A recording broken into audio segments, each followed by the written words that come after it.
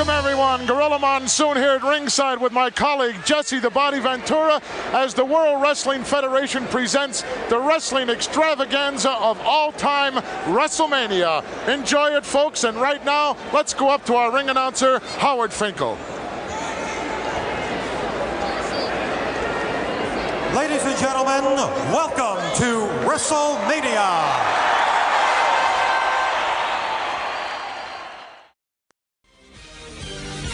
This is the Pro Wrestling Reflection Podcast with your host, the Professor Chalbello Veracruz. What a run! Mr. Wonderful Tommy Wonder. And I will take the powers of those that have no fear! And the Prodigal One, JB. The cream, yeah. The cream of the crop. Now it's time to go back in time in the time machine. Dream, nasty round. Too sweet. The living legend, Bruno Sammartino. Austin 316 says I just whipped your ass. To be the man, you gotta beat the man. Woo! Look at this. He's I don't believe it.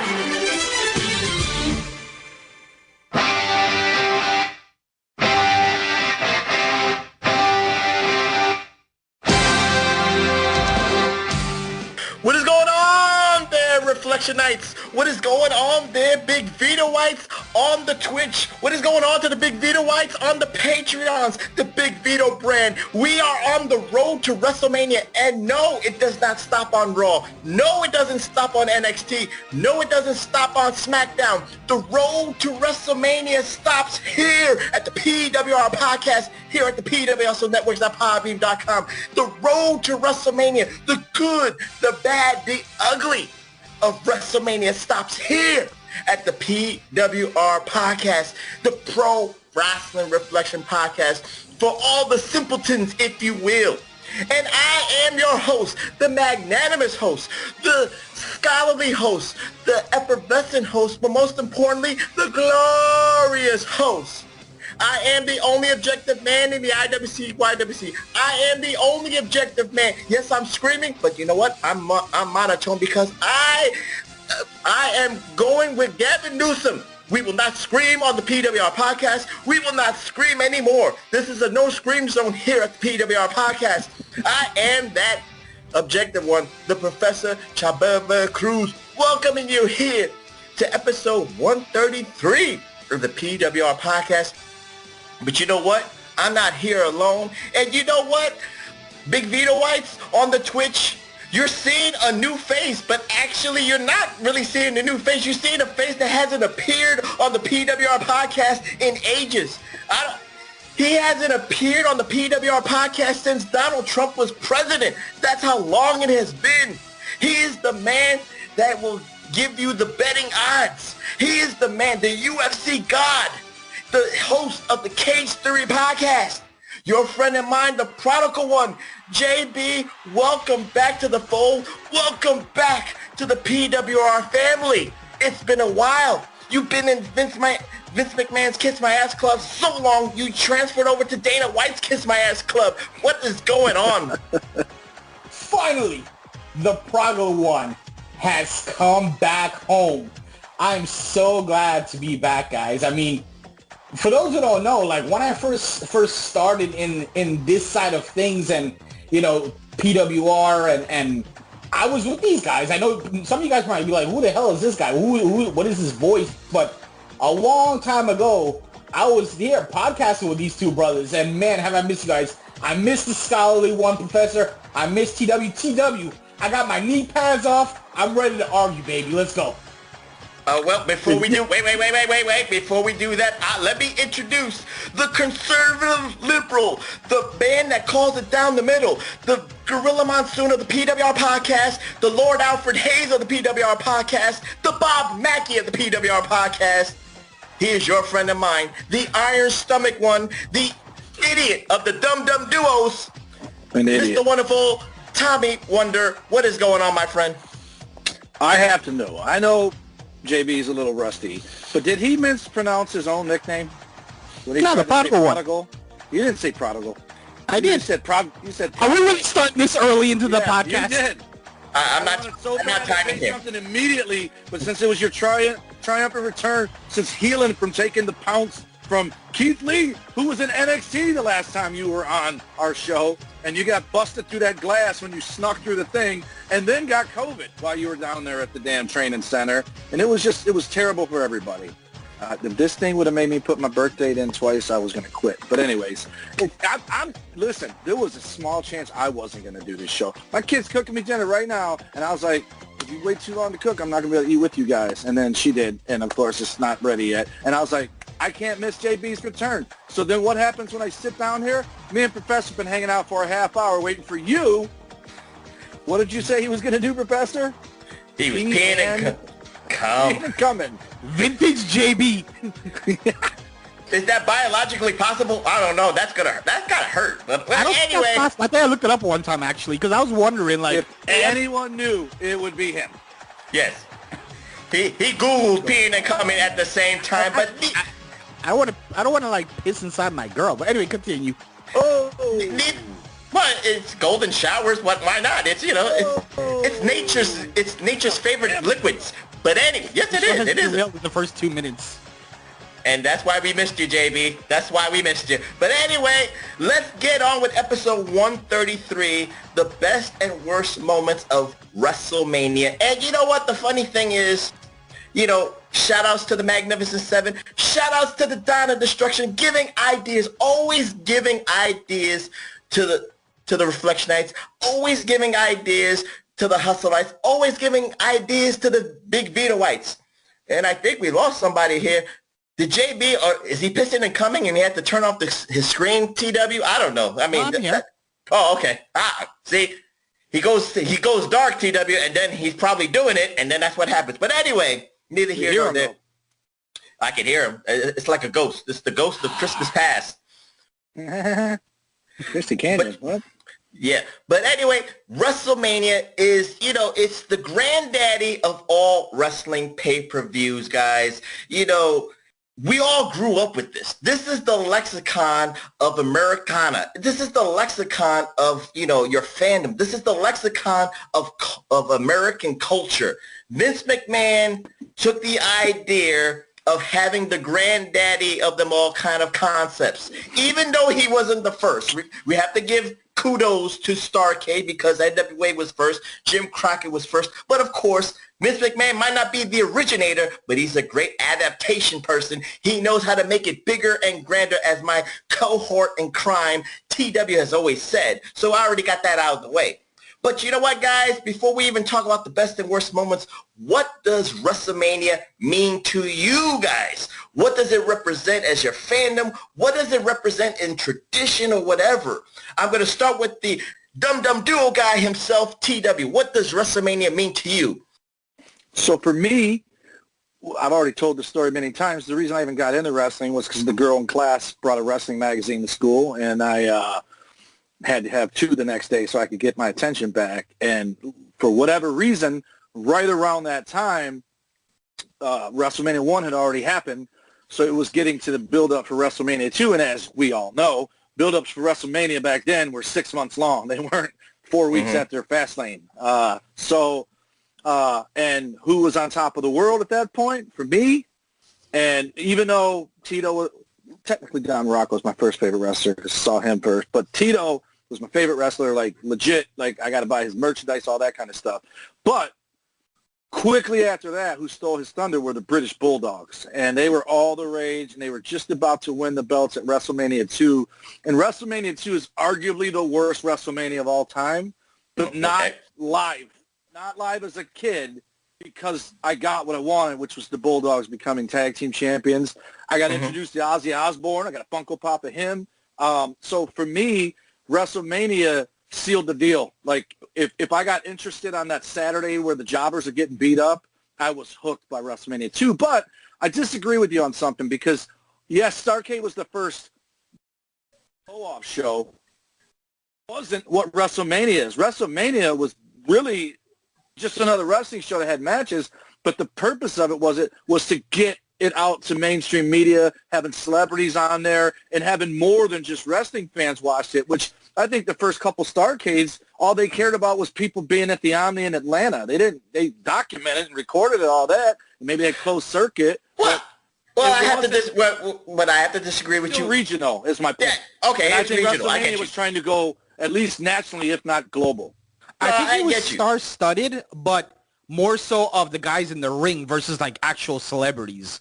Like me, because NW, guys, correct me if I'm wrong. The first Starrcade, it was like people from like all the different companies or whatever that came, because it was NWA that came together, but they didn't have that outside celebrity like that Mr. Vince T. had, Mr. T, and they had all these celebrities that they had. Well, technically, JB, the first celebrity actually came in Starrcade '84. That was Joe Frazier during Dusty Rhodes and Ric Flair's match. So so there was the concept of taking the celebrity aspect, like TW said. But again, Vince McMahon made it bigger because he added Mr. T, he added Liberace, he added Billy Martin. So go ahead, JB, and Muhammad Ali.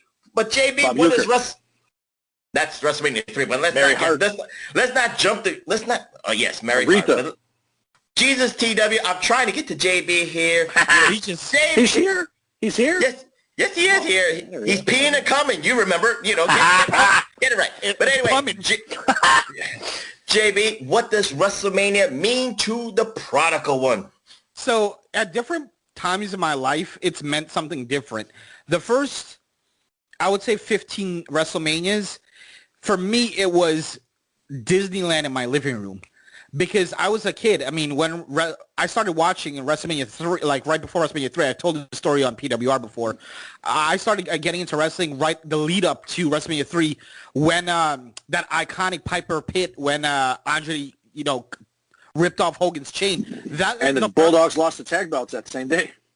No, but I don't even remember, but that was the very first thing of wrestling I've ever seen. I was flicking channels, I'm like, what is this? I'm like, I could like Hulk size and Andre size. I was like, what is this? And it was different because it wasn't cartoons, it was real life people. And I'm 3 years old here, so I immediately got hooked from that. So for those first 15 years, I was intrigued, just like everybody else in that age bracket, just intrigued with the product. The next couple years, though, starting with WrestleMania, I shouldn't say couple, but, for a long time I was a fan, and then I fell off, just like a lot of people have. I fell off. I got back into it, and then from WrestleMania like 27 to whatever WrestleMania Undertaker fought Roman Reigns. What was that? 33? Give or take, yeah. Right. In that time frame, WrestleMania meant something different to me because now I was an adult, and now I actually wanted to go to WrestleMania, and I had the what's the word I want to use? The COVID? Ability. The ability, I was blessed is the try to word I'm using, to go to 3 WrestleManias. And now I'm a person that you can't pay me to watch wrestling. I just can't do it. It's horrible. So your first WrestleMania was 33? No. My first WrestleMania I saw was 3. But the first WrestleMania I ever went to was 28. That's what I meant. Because it's funny because I went to 3, 13, and 23, and 33 I didn't go to. Well, one was in Chicago. The other 2 were Detroit. But one was Detroit, one was Pontiac. But I wanted to go to 33 no matter where it was to keep my streak going. And instead of being in Detroit, it was in Orlando. Right. So that's the last one I went to, which was in Orlando. Yeah. So during that time frame, it was like I want to go see the spectacle. And the right after your bar got shot up. Yeah, exactly. Right. In Orlando. People were backing out of going because they were afraid to go down there. Right, so WrestleMania 20 was the first WrestleMania I went to in Miami. Rock and Cena, quote unquote, once in a lifetime, and the atmosphere and everything. I'll tell that story at a different time. But just walking into this is WrestleMania. Yeah, this is it. This is your moment. I love telling the story because like it was in whatever the fuck the stadium was called at the time. It's changed so much, but Dolphin Stadium is what that's what I go as, and I'll never forget. Leading up to that, it was all this great stuff. You had Hall of Fame and Access, all that. Great stories. And I'm getting goosebumps now, when I walked in to the stadium and walked through to my seat, we had amazing seats. Back then, you can get like 100 section for $130. Not anymore. But I literally, and I'm not bullshitting you, I literally was very close to tearing up because I was like, I've been watching this thing since 1984, and if I'm not mistaken, that was like 2012. 87. If you were 3 in 87, you weren't watching the 84. What did I say? 84. Well, whatever year WrestleMania 3 was. No, that 87. Sorry. 87. Yeah. Right, and I was 3 going on 4 around the time, and I was watching wrestling for 20, 25, 30 years, and not only was that my first WrestleMania, that was the first time I ever been to a live event. Period. Nice. So much emotion. So anyway, that's what WrestleMania is for those couple years, and then ever since 33. I was trying to say, I've never, I don't watch a product anymore. The product, to me, I apologize, is shit. However, the 2 shows I will still watch every year is Royal Rumble and WrestleMania. And if I can do it, and I tried so hard this year, I will always and forever until the day I die attempt to go to WrestleMania, because I don't think you have to be a fan of the current product. You just have to be a fan. Ever. Right. Because you have the Hall of Fame. And there's always a moment. Yes, and just being part of that atmosphere. I mean, we're going to talk about some of those moments, but I don't want to take up too much time. But so I've had different stages, basically. That's where my WrestleMania. What about you, Professor? You're congregating with fans all over the world, and that's what and WrestleMania it's not has. Like just people from Florida. It's all over the world, like you Correct. said. Yeah. Before the pandemic, that's what it was. Reflection Nights. Everybody congregated for WrestleMania all over the world. We are all wrestling fans. And JB's right. You might not like the product, you might not like the storylines, you might not like the build, but the ambiance, the spectacle, and the people around you. And if you pay $2,000, God damn it, enjoy your 6-7 hours there. And if you pay $2,000 for Saturday and Sunday, God bless you. You are a true fan. So with that being said, you know what? Let's define. I mean, sometimes they say WrestleMania is about the moments. We will talk about matches that we liked and matches that we say sucked balls. But WrestleMania has always been defined with moments. And the funniest thing is, how do we, as the PWR Podcast, define our moments? So it's very hard, because I think it's very subjective for all of us. So I'll go first here, whether you agree or disagree. But I think the term WrestleMania moment started with one iconic moment, and TW was there in 1987 at the Pontiac Silverdome, 93,173. Number one, that the location is a moment. Right. That's what I'll say first and foremost. The announcement of the attendance. The announcement of the attendance, and I don't care, Uncle Dave Meltzer, you fuckhead. It is still 93,173. It's not 60,000, not 70. There was 93,000 people there. But anyway, that's one part of the moment. But the moment that TW was doing for the Twitchites, for the big Vitoites out there, was the slam heard round the world, Hulk Hogan picking up Andre the Giant. That is a moment. So now, let's be honest, the match is meh. But you know why it's meh? Because we know the history, we know the backdrop, and because we're very hardcore wrestling fans. Thank God there was no social media. Thank God there was no phones, because what Hogan did to Andre, people would have said, I already saw him. I saw Kerry Von Erich slam Andre the Giant in Texas. I saw Kamala slam Andre the Giant. I saw, Killer Khan slam Andre the Giant. It was great that no one knew it, or very few knew that Andre got off his feet. And the buildup of him being undefeated for 15 years made that slam even more iconic. Let's go to TW. Not only he was there, he probably felt the reverberations of that slam around the world. Well, first of all, 87, I'm 13 going on 14. So I'm 10 years older than JB. And I remember, because my mom and my stepdad bought me and my little brother tickets, and then bought my stepbrother's sister and her husband and 2 kids tickets to take us. But they were cheap because, they're trying to fill 20, or 93,000 seats. I think they were like $25 each, but we were way the fuck up there, man. But again, that goes to the point that you don't give a shit. You're just happy to be there, right?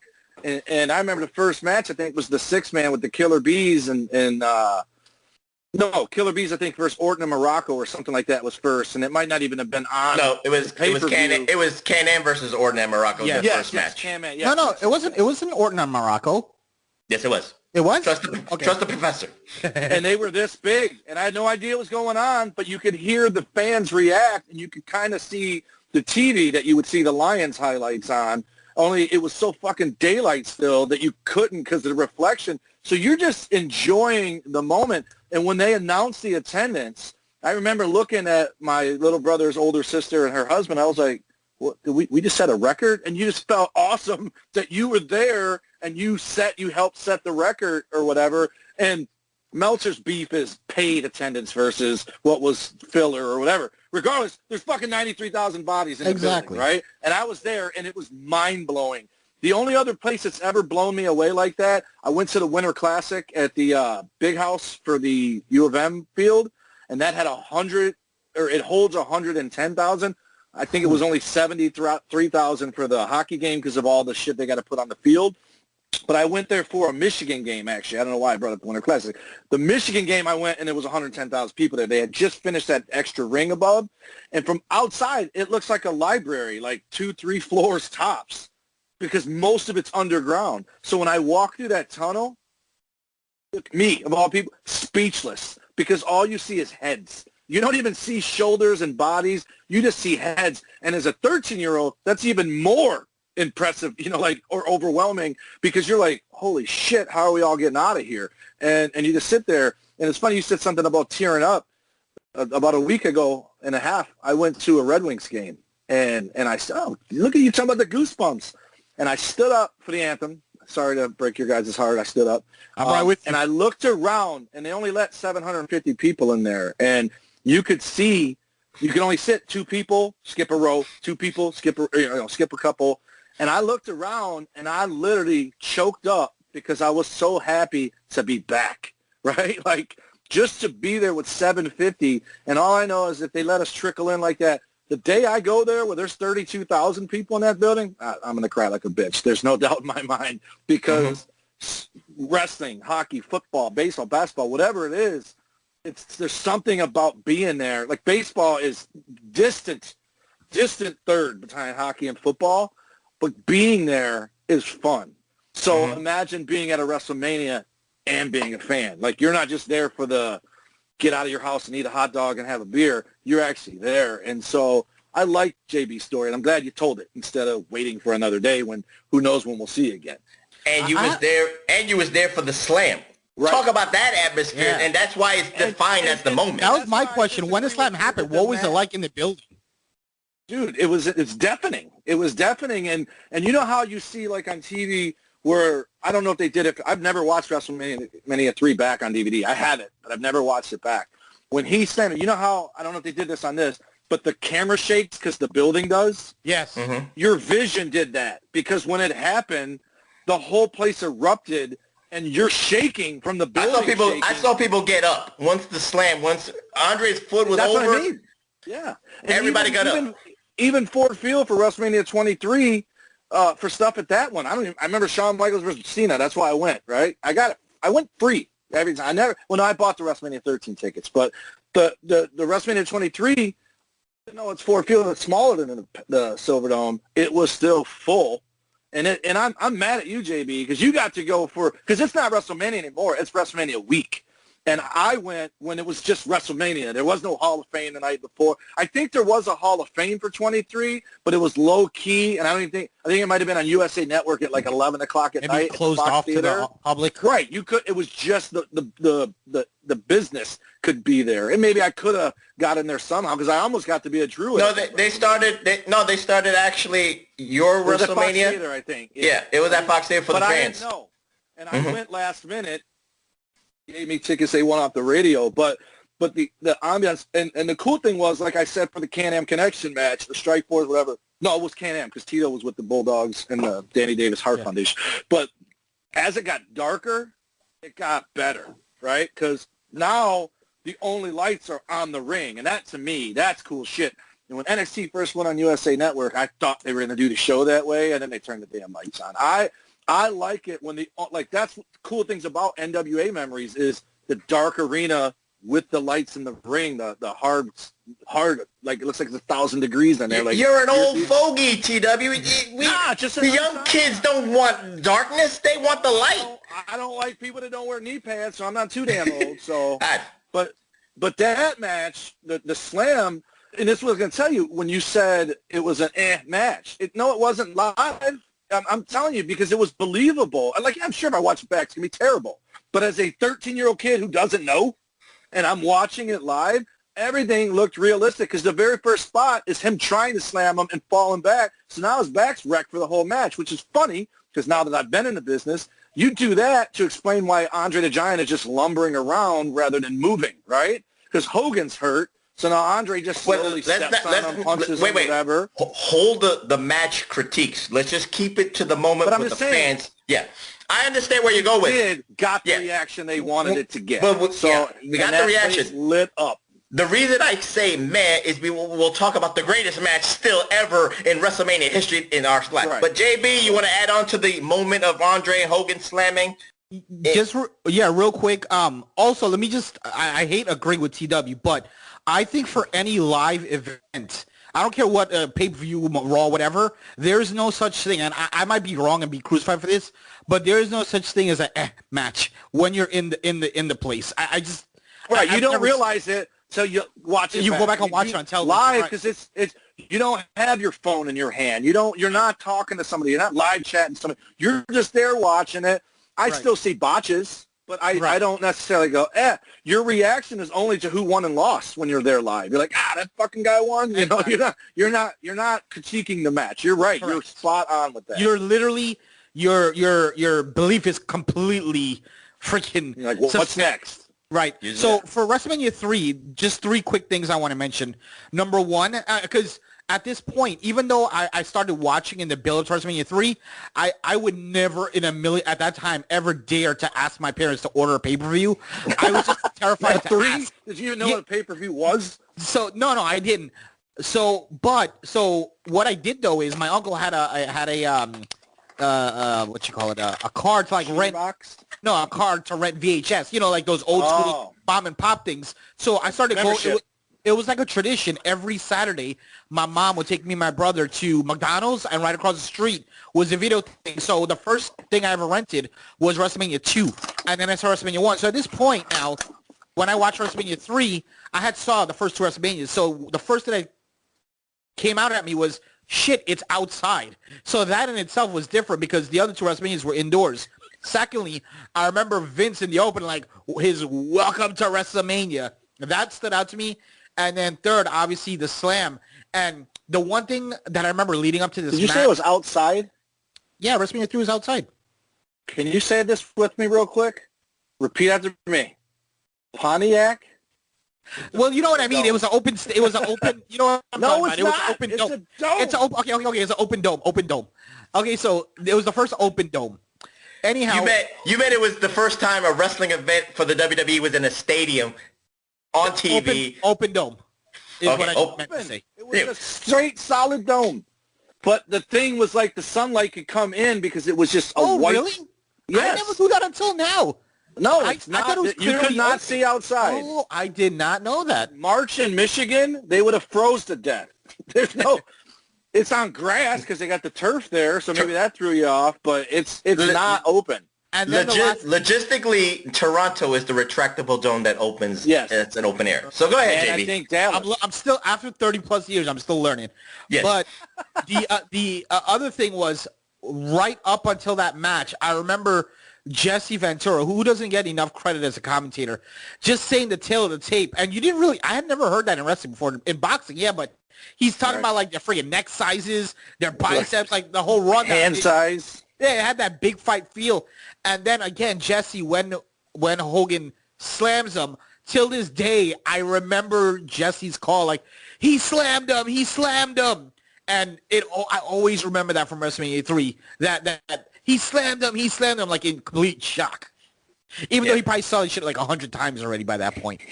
Of course, that's what it is. Gorilla, saying that, and Jesse Ventura playing off on being jealous of Hulk Hogan.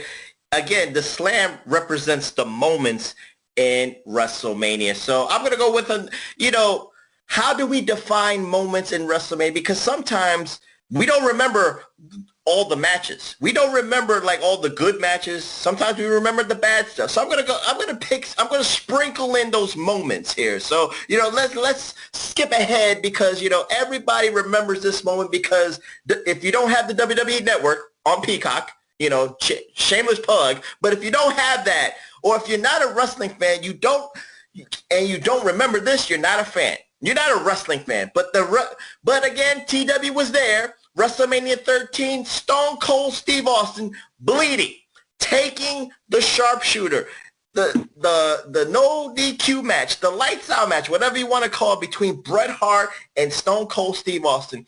It's a WrestleMania moment because Stone Cold was over like Rover, number one. Number two, even in a loss, Steve Austin went up to the stratosphere in professional wrestling, not in the WWE. In professional wrestling as one of the top guys. So I'm going to go to JB. Turn.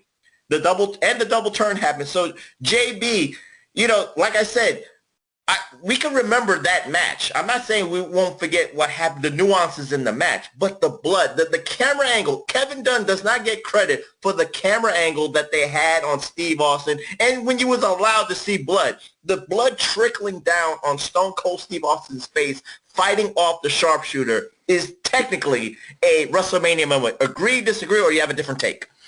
I 100% agree. I don't know who the fuck booked this ending, but I would assume it was Pat Patterson. What an amazing way to book this finish. Because, and for me, Bret and TW, we agree in this. To me, Bret Hart is the greatest of all time. I know TW is like your A1, A2 with Shawn, but I've always loved Bret from day one. But it was a weird feeling because, like you said, there was like a fever pitch for Stone Cold. He was getting up there. He was probably already up there, and all it took was a little thing. And that just goes to show, like, how Bret Hart was. Bret Hart knew that Stone Cold was going to be the guy, and he was willing to do things in a certain way. And Bret Hart was the one that called that match. But just talking about that iconic moment with the blood, when he was in the sharpshooter and Stone Cold's face, you can see he's in agony, and he yells, and as he yells, all the blood just trickles down his face. Yeah. And him being such a friggin' badass that he's not going to give up, and he actually passes out. And this is also a very big moment, just I feel, in the history of wrestling, because I feel like this is the moment where the fans became heel as well, because it was no longer cool to root against the clean-cut good guy. The clean-cut good guy was the guy you hated. It was cool to cheer against him. Oh, what's that? It's no longer cool. Like, it was cool to boo the good guy for a while there. Like, you were the black sheep or whatever. Like, now everyone's booing him. Right. I feel like this was the moment. Yeah. This was the moment. And also, obviously, it was going to start to be a turning point for WWE in the Monday Night Wars and stuff like that, because this is the guy that was going to take them to the promised land. But, yeah, WrestleMania 13, what a just iconic moment in that match. And, that's why Stone Cold, you ever listen to his podcast, he always thanks Bret Hart, because he's like, without Bret Hart, he doesn't know if he would be where he was, And TW, what say you about the blood trickling? I'm going to say something else about this particular show because I'm sure you're going to get to it. But two things. I would never, ever admit this normally, but I'm going to do it. I don't think I've ever admitted it on the show. By 97, I'm in the business at WrestleMania going on 3 years. I had my first match in May of 94. I didn't watch wrestling often. I went because a group of wrestlers went with a group of fans from the indies around here. I was pretty big at doing stuff with the fans around here, just to show gratitude. So I went to some high school stuff to see fans do stuff. It blew them away that I would do it, but I always said to myself, what would I do if people I liked came and watched me at my school? And, they don't know me from Adam, whether I have a day job or if I wrestle all the time. So I thought, whatever. So I went. And I went to that building, and at the time, and this is where I'm going to tell you, they got me. So as someone who didn't watch it, I still peeked in to check on Bret, right? And at that time, I didn't get it, man. They totally worked me because I felt like Bret was really trying to stay a good guy, and I kept thinking, why are they making him look like a bitch like this? And I felt like they're not giving him a fair shot. Like, I didn't get that was the point, that he was turning into a whiny crybaby or whatever. And then you add to it, today I held in my hand the stunning Steve Austin figure where he comes with the Hollywood Blondes gimmicks. And I didn't buy it because I have one on order, and if it ever comes, I'll be happy. But anyways, I've been a Steve Austin fan since the first time I've ever seen him. So this particular match, my first win ever was my second match. First night was a tie. No, first night I lost to Rico, and he became the champ. Losing myself. I lost to Rico in the first match, and the next night I beat him, and they decided to make me a champion of this tour at that point. So I won it. And when I won the match, I jumped out of the ring, and I hopped up 3 times, dropped to a knee, and kissed my bicep, because that's what stunning Steve Austin did when he either won the U.S. title or the TV title in WCW. So I was Austin's probably number 3. I just never call him it because he became so popular. It's like saying George Strait's your favorite country singer. It's just bullshit, whatever. So it's probably Sean Brett Austin, if we're being honest. That match pissed me off so bad because as a guy in the business, the kiss of death is tapping out, right? You don't ever, you lose to any finisher or anything else. You just don't want to be the guy to go, yes, I quit, right? So when he's in that sharpshooter, I'm like, motherfucker. And then I start thinking, now Brett looks like an asshole because he won't tap. Like, he's in his move. So I'm just in the arena just going, what the fuck are they doing? And then I finally realized it's genius. The reason he bleeds out is so A, Brett can win, and B, Austin doesn't lose. He doesn't tap out. He doesn't quit. They say you can't go on, and now, because of his character, he can spend the next 3 weeks bitching about it, saying, motherfucker, you didn't stop the match. I was taking a breather or whatever. So it's way better than people give it credit for, and people give it credit. I mean, the booking of it, you said it, Brett called everything in there.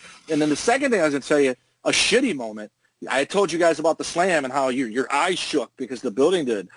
That arena, Rock, teamed with Rikishi and the Road Warriors, I think, or he fought Rikishi. Yeah, Rikishi was the Sultan. It was the Road Warriors and the Rock versus Rikishi. That Ahmed Johnson chanted, "Die Rocky, die." Die Rocky, die. So loud. You're like it's not love to hate you. It's like, dude, if you go kill yourself, you'd be doing us a favor. And it was just, you're just like, wow. And I don't think it was long after, but it was, to be there and hear it was, if you didn't feel bad for that dude, you don't have a heart. That is true. I mean, the way that WrestleMania captures a moment like that, that is what great television is all about, Reflection Nights. And sometimes it's a hit and sometimes it's a miss here. So you know what? I don't want to hog up all this glory, all this moments here. My guys have seen WrestleManias. They might have not seen all the WrestleManias, but, they got their own WrestleMania. So the Prodigal One, JB, I don't care where you want to go. If you saw last year's WrestleMania and there was a WrestleMania moment, say what it is, whatever it is. What is your WrestleMania moment so we can talk and banter about it? Yeah, so a lot of my moments are like in the first 10 WrestleManias and the WrestleManias I went to. Everything else I could care less about, just being honest. That's fine. So I'll talk about one moment that, and I'll probably get roasted for this, but there is one moment in wrestling that even after seeing it 1,000 times, I don't know why I get so freaking emotional every time I watch it.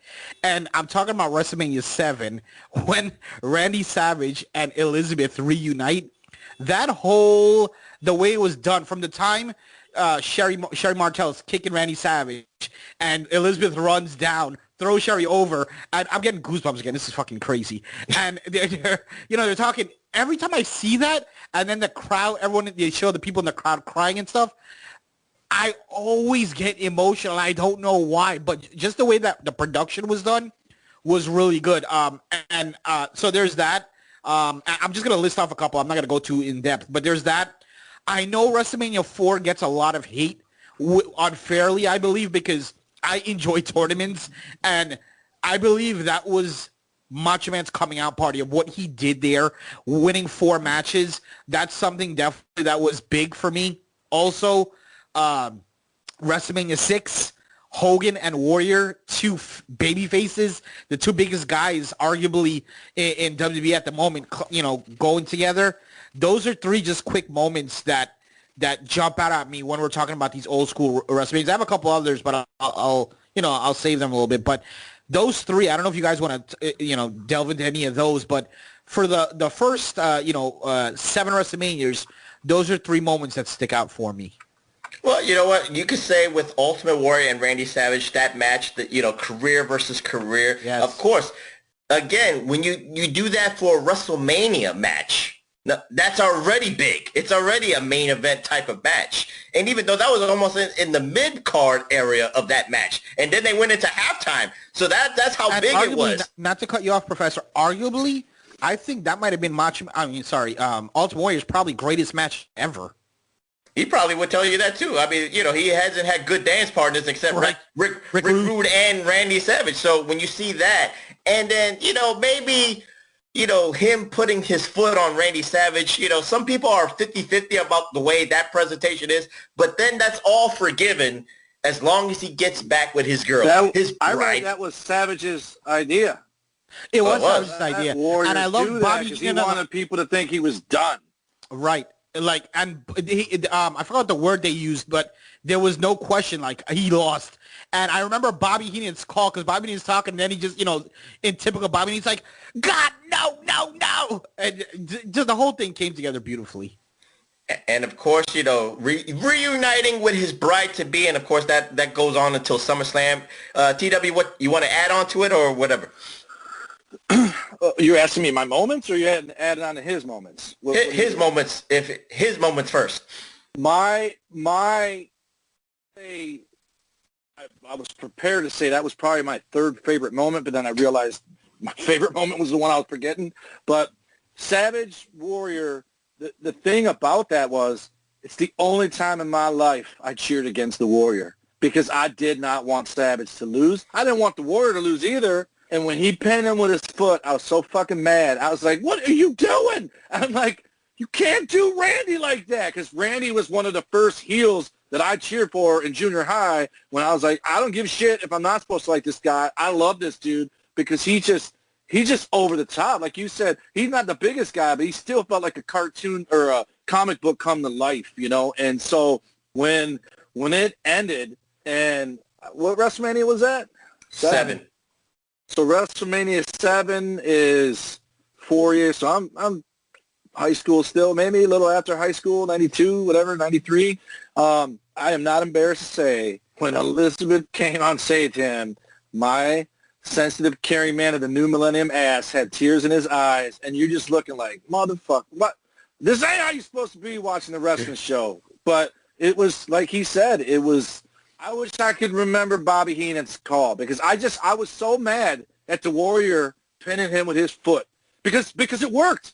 I thought, fuck, he's done. Even if he wasn't a retirement match, he took 5 press slams or whatever, 5, and then I was mad that Macho Man did the elbow 5 times, and the Warrior stood up, and I was like, you son of a bitch. And I wasn't in the business yet, and I was like, you don't do that to Macho like that. Like, damn you. But it was all worth it. When Elizabeth came out, timid as shit. WCW ruined Elizabeth for me, by the way, because she was all class and elegance, and then became a drug addict with Lex Luger in WCW. I love the slutty NWO. With the highlights of the hair and the leather. Elizabeth. No, nothing will beat the itsy bitsy teeny beanie. That wasn't Elizabeth. That wasn't polka dotted. Right, Liz, you got lust in your eyes, yeah. But that's a great moment, and like I said, it was going to be my third. Got bumped to 4, but it's still, no, it's third. The other one's getting bumped to 4. Well, that's your preference. Again, moments are subjective. That's a great moment. And you know what? To expound on, the big fight feel that we some WrestleManias catch that big fight feel moment. Hogan Andre is big fight feel. Hogan and Warrior, big fight feel. Even Warrior and Savage is big fight feel. So, that is the beauty of it. So, you know what? I actually want to, shift up to WrestleMania. Which one was Rock Cena won? 28 or 29 in Florida, because number one, I forget what year it was, but then WrestleMania. No. I'm not talking about that. I'm not talking about the year. I'm talking about, I forget what year that WrestleMania lost his kayfabe, and then we just really got into the dirt sheets. You know what I'm saying? I don't know what year that was, but it probably was like 96, 97, and around that time. So, AOL days.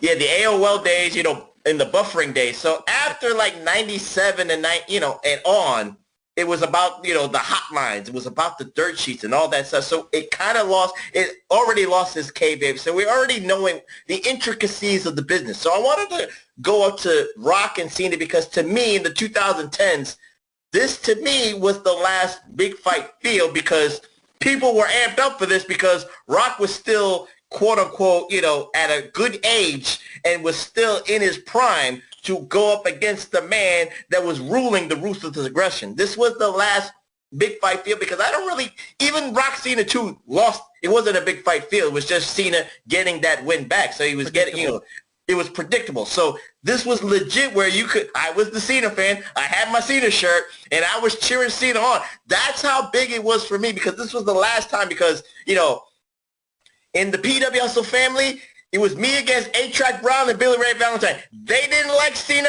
I did. They were cheering for The Rock. I was cheering for Cena. And I had, there was moments there I was like, and there was moments that was like, get him, Cena. And when he was kicking out and all those false finishes. And then I saw when he was going for the people's elbow, I was like, no, not there. And you want to talk about crying? I cried. I didn't cry when Elizabeth and Randy Savage reunited. I cried when Cena lost to The Rock, and I was like, damn it, these guys 30? I'm going to say my PWS brothers is going to make fun of me for the next year and all that shit. And, taking a cab home. I take it like a champ. But anyway, you know what it was? But also, Cena got my respect even more because he knew what was best for business. But it was the last, to me, big fight feel. So I'm going to go to TW. Do you agree, disagree, or have a different take on the last big fight feel of WrestleMania? Because I haven't really... I think, and I think I said this on the show before, I think AEW will never touch it, WCW never touch it, New fucking Japan will never touch it, and WWE will probably never touch it again. The greatest feud, booking, whatever, in the last 20 years is Cena versus The Rock. They set it up to WrestleMania before with The Miz, where The Miz retained the belt.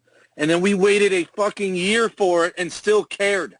That's old school. That's old school booking. Hogan Warrior build up from Survivor Series 6 months, but longer because it's a year.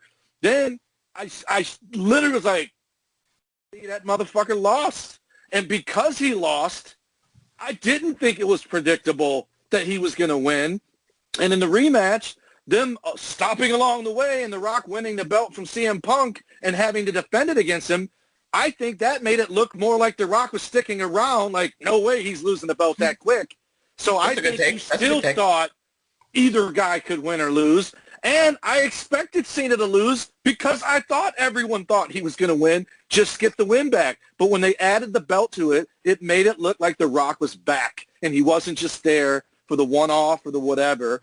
I don't think it's the last big fight. I think Undertaker versus Brock was, but I think people blew it off a bit because they thought, oh, there's no way he's losing to Brock. He's part-time, and then he did. So you're like, whoa! So I think that was huge. And then I think when Roman beat him, even though it wasn't the same thing because he had already lost, I think people thought, there's no fucking way he's losing twice. And then he lost to Roman, which made people hate Roman more. So I think that was both of those fights. Right. But also, you're forgetting Taker Michaels 1 and 2. You're forgetting even Triple H, who I do not like, 1 and 2 with The Undertaker. Those matches didn't even have belts involved. They were big enough on their own. So maybe show-wise, those matches drew more people in, and then people got to see other stuff.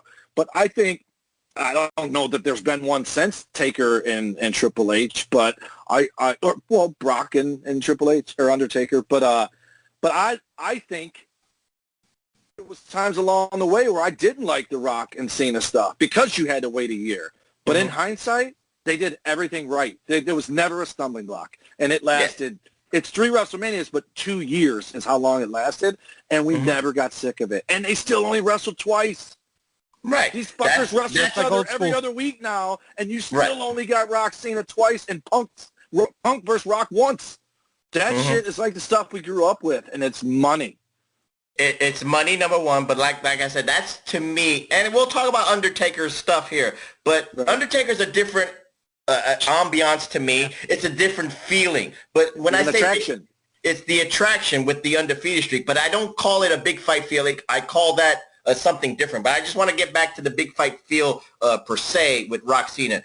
JB, agree, disagree, or have a different take on that? Yeah, to me, I think it's still a last big fight feeling of something. Yeah, so I talked about it earlier. This was my first WrestleMania, my first time in attendance, and I don't want to say I was a huge Rock fan, even because I was never a huge Rock fan. I appreciated his work, but I'm a huge fan against anybody who's against John Cena. So I was rooting hardcore. I was rooting hardcore for The Rock, and let me tell you, there was about maybe 1% of me that actually thought The Rock was going to win, because it's John Cena and he's like the untouchable guy. So I'm like, there's no way they're going to bring back Rock to beat John Cena. This is just passing the torch. They all saying, you know what, y'all saying this after the fact. I was the one, I knew that, for some strange reason, it was me against the world. But anyway, go ahead, JB. I don't want to ramble. I was rooting for The Rock. I was rooting for Cena.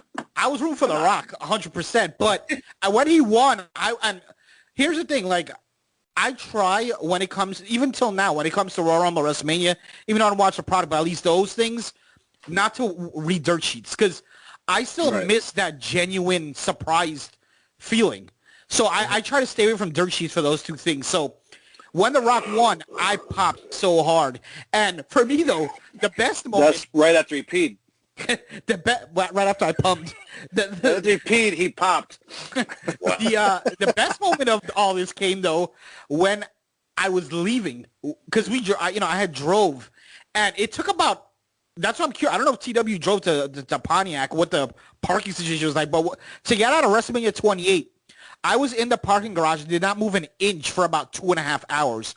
And you guys know I'm a fucking troll. Do you know what I'm doing? And they're selling T-shirts on the off-ramp, and assholes are stopping and buying them, so it's even slower, because when it starts moving, you're stuck. Well, no one was selling anything in the garage, but we weren't moving. And I'm seeing all these kids, these Cena kids, and they're like, some of them are crying, and they're like so sad. And for 2.5 hours straight, I had 3 other people with me in the car that could vouch for this. For 2.5 hours straight, I had my volume on max, on loop, playing the Rock's theme song, so over and over and over for 2. And people were coming by, and they were giving me, daps, like the Rock fans. And the Cena fans, you could just tell, especially the little kids, were so pissed off. And the parents were probably like, look at this old asshole. Why is he doing this to me? Yes, you are an asshole for doing what you did. But you know what? Great. You had your night for that. But you know what? Let's now take a little bit of a turn here, Reflection Ice. If we talk about the best moments, we got to at least talk about some of those worst moments, or the gaffes, or the what were they thinking about. So it's hard to kind of define one of those worst moments. Matches are not worst because, again, that's subjective. I'm trying to think of a moment here, but you know what? What comes to mind, and props to our executive producer, Big Ray Hernandez. He already gave me the picture, and I looked at it, I was like, yeah, this match... It not that it sucked, but it was it's one of those moments you got to remember. And since we were talking about Undertaker and the undefeated streak, one of those undefeated streak matches he had was against the Giant Gonzalez. Now, on paper, El Gigante, without that fur suit on, it could have been okay, it could have been decent, but the man can't wrestle. He didn't even have 5 moves of doom. He had a half a move of doom. So, you know what? I'm going to go to TW here. Is Giant Gonzalez one of the worst moments in WrestleMania history, or do you have a different worst moment? The worst moment in WrestleMania history is Hillbilly Jim and King Kong Bundy versus the midgets. No. Oh, hell no. Hell no. And they were called squash that motherfucker. King Kong Bundy hit the elbow drop on Little Beaver. That was one of the best. That arena was like, I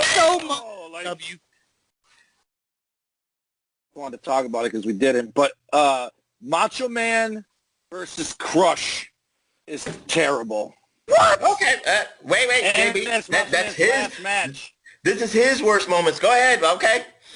Giant Gonzalez versus this. I think he fought Kamala in one of them, and that was garbage too. But Giant Gonzalez, you can't. That's bad.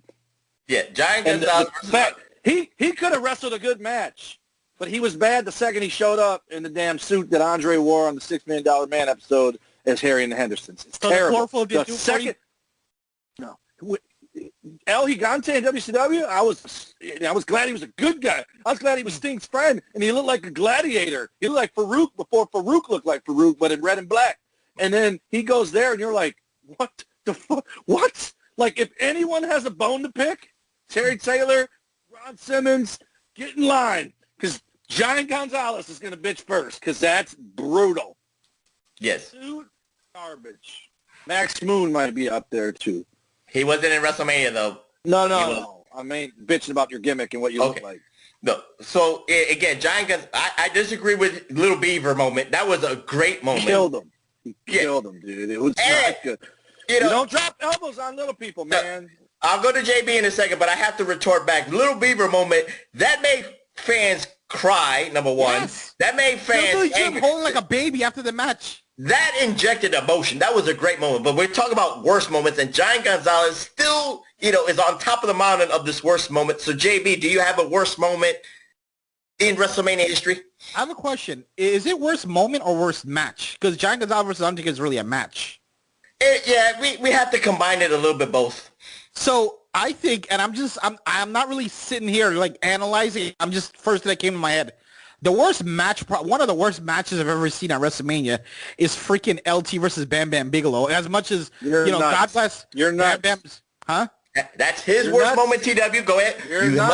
You must explain yourself, JB. LT was absolute shit. Bam Bam Bigelow carried that. But that's the first thing that comes to my mind.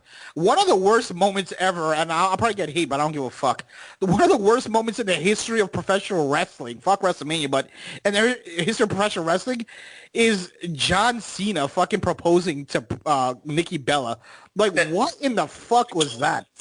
Well, no one gives a shit about John Cena or Nikki Bella or their kayfabe ass relationship. Yes, we did. What is going on? I hear like Big my Brother. My phone started playing a video. No, it was my buddy. It just started playing a video on me. So, but I digress, T-Volts. I digress. And, John Cena was forced to do that because he wanted the pussy. All right, let's get number one, okay? And number two, after that proposal, he's never been the same man. He's trying to get away from WWE. He just wants to stay in Hollywood. So I half agree with you as being the worst moment. But, what we can define a worst moment, guys, and Reflection Nights and Big Vito Whites? Sometimes the celebrities, sometimes they hit it out the park with Muhammad Ali in WrestleMania 1, but then you have, Steve Allen in WrestleMania 6 in the bathroom with the Bolsheviks. Now, you can say it's funny, but Steve Allen in a WWF environment, I guess it feeds its purpose, but is it a great moment? I wasn't impressed with that. What was it? Robert Goulet singing the Canadian national anthem? I understand why they did it. Why they booked him, because they were in Canada and he was Canada's greatest crooner, but that doesn't mean shit to me. I like Regis Philbin. I like Donald Trump, but I didn't like Donnie Wahlberg in WrestleMania 10. I'm a 90210 junkie, Reflection Ice, but I didn't like Jenny Garth in WrestleMania 10. So, TW, any celebrities in that worst moment kind of category that comes to your mind? There's been some horrible ones, but I block that stuff out and just think about the ones I like, right? So. For me, little prepubescent boy with the posters on his wall, Pam Anderson and Jenny McCarthy are in a Shawn Michaels match. Come on now. And that was great jerk-off content. And then I love Pete Rose, and I don't know if it was always at WrestleMania, but taking the tombstone or the chokeslam from Kane. And Regis was always fun to be on there. But as far as, I don't like modern day celebrities that are on there because I got one. I got one. Snooki. There you go. Snooki is, and didn't she wrestle? She did. Yeah. She wrestled. So, yeah, I don't like that. But just to get back at him, LT, I expected to stink up the place. I think they made it last on purpose in case he did, so that people would just leave and wouldn't leave and miss the main event or whatever. And he impressed me, and he took a beating, and Bam Bam did it for the boys. He made him earn his paycheck, and to his credit afterwards, Lawrence Taylor has gone on the record saying that was the hardest thing he's ever done in his life, and to me, that means he respects the business, and so I got nothing bad to say about him because the bar was low for what I expected out of him, and he gave me 10 times more than I thought I'd get out of it. And so, yeah, if I watch it back, I'm probably going to cringe it and say, holy shit, I've been defending this for years. But live, when I watched it, I was like, and I could tell two things. A, he was gassing, and B, he was hurting, and he kept going. And I think I was upset because he beat him, right? Then he catch him with a power slam. LT won. He caught him like with a power slam out of nowhere and got the 3 count. Like it wasn't. No, he won with a forearm. Oh yeah. Yeah. But it was shocking. It was cool. But to me, he earned his keep. And I think you have to put those guys over sometimes because then no one else is going to come. You're going to have to go get beat up. I didn't like Floyd Mayweather versus Big Show. I didn't like Mr. T versus Piper at WrestleMania 2. I want it to be a wrestling match. I don't like one of the most iconic things in the history of wrestling is Muhammad Ali versus Antonio Inoki. I want no part of it. I've never watched it. I'll never watch it because I'm a wrestling fan. I'm not a boxer versus wrestler, and they're just going to lay around because I don't want you punching me and I don't want you stretching me in the sake of making it seem real. No, fake the shit up and make it look good, and then I'll watch it because you know who's good? It was at SummerSlam, but one of the best celebrity wrestlers that's ever got, obviously Kevin Green, God rest his soul, but one of the greatest celebrity wrestling matches for me, David Arquette. No. Now, he's better now. He's redeemed himself in my eyes, was that dude from Arrow, Arnott or whatever. Steve Amell. Wrestled Cody. Right, Steve Amell. He did awesome, and I feel like, A, he liked the business, like he was a fan of it. B, he didn't want to embarrass himself, and C, he didn't want them to regret putting him in the ring, and he showed up, and he had a great match, and so I like when celebrities do stuff. Okay, shit, you got me on a roll. I found a lot of shit I don't like. Also WrestleMania 2, that fucking Battle Royal with all the football players, and it was hot. I love that Battle Royal. Yeah, it had moments where they did the stuff. It's subjective, JB. It's subjective. Remember the moments, like the William Perry stuff and the Bill Fralick and the pulling all that's cool, but everything surrounding it, garbage. Because first of all, even if you know what to do in the business, a battle royal is confusing. Throw a bunch of greenhorn football players in there, it's worse. Because now you just run around bonking people, and it looks fake as hell because they don't want to hurt nobody. So it's just terrible. I like what they did it for, to get eyes on the product. TW, there was so much heat leading up to that in real life. But TW, this is how people remember a moment. They remember William Refrigerator Perry, but you got the wrong NFL play who lasted the longest. Do you remember who lasted the longest? What was his name? Was it Bill Fralick? No. Jim the Animal Neidhart. I know it. It was Russ Francis. He lasted the longest. Nobody remembered that. That's a great example of a bad moment on top of a good moment with William Refrigerator Perry. And nobody will not desecrate the name of Bad Bunny, the Puerto Rican sensation. Do not desecrate himself. He is a god. He's the greatest 24/7 champion. He is not a bad moment. I don't care what anybody says. 2 seconds away from breaking his neck. I have no problem with that guy being in there. You know why? He's on TV and he comes off as A, he's happy to be there, and B, he's likable. So for me, that's all I care about. These newer celebrities that go on there who don't, like Cardi B, going on Twitter, doesn't even know she's being worked and gets serious and then makes the news because she's an idiot, which means she's not a wrestling fan. Don't put her on there. Put people, Bob Uecker was a fucking wrestling fan. Billy Martin was a wrestling fan. Put people on there who want to be there. And by PS, pay them because they're going to put eyes on your product. Well, stop putting people on there just to put him on there. Like you said, Snooki didn't belong there. Kim Kardashian didn't belong there. So, all right, go ahead, JB. I didn't mean to cut you off. Go ahead. No, not at all. I was just agreeing with what you guys are saying. Like, you know, you guys mentioned Jenny Garth earlier, and I was a huge 90210 fan myself, by the way. But Jenny Garth, I heard the stories. Bruce Pritchard, actually, on his podcast, he said Jenny Garth is probably one of the hardest celebrities he's ever worked with because she absolutely did not want to be there, like, at all. She was bitching the whole time, saying, well, how long is left, and she did not like the product. So there are so many people, like Regis, for example, who love the product. Like, those are the guys they have to get, not just a face. And, I mean, they could have done without freaking Jenny Garth. I understand 90210 was big at the time, but they could have found somebody else. I think the person that I disliked the most, I have nothing against the guy. I just didn't see what the purpose was. He didn't really do much. He had a segment with Bob Backlund, was Jonathan Taylor Thomas. I didn't understand what the point of having a kid was. Yeah.